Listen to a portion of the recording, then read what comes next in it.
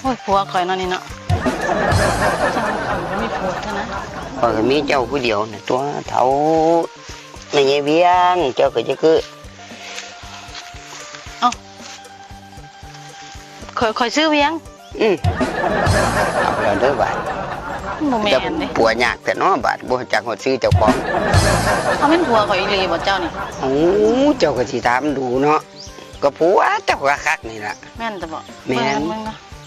นี่ดิเมื่อคืนข่อยก็กัดนี่เจ้าโอ้แม่นเนาะอันนี้ก็คือกันเนาะมาสนะมาเอาบ่ไหวแล้วนี่นะมึงเฮ็ดหยังเฒ่าฮะมึงเฮ็ดหยังมึงเฮ็ดหยังมึงไป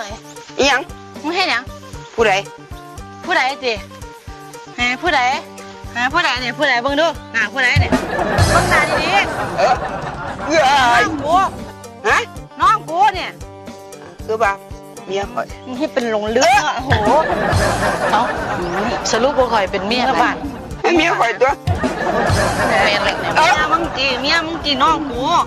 ให้เป็นลืมติไปเมื่อบ้านกูสิพาให้มึงจื้อมึงลุกใส่เกือบลูกเด้เนี่ยลุกมาเจ้าคือว่าจะเปลี่ยนบรรยากาศ